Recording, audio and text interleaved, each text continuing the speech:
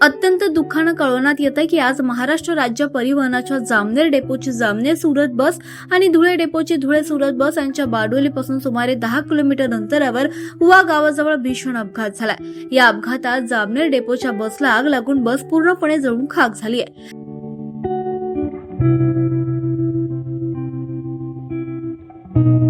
प्राथमिक माहितीनुसार अंदाजे 8 ते 10 प्रवाशांचा आगीत होरपळून दुर्दैवी मृत्यू झाला।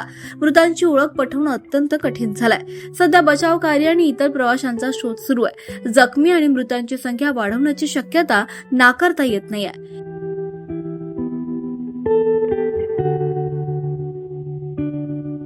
इतर जखमी प्रवाशांना उपचारासाठी व्यारा, बारडोली तसंच सुरत येथील विविध रुग्णालयांमध्ये दाखल करण्यात आलंय।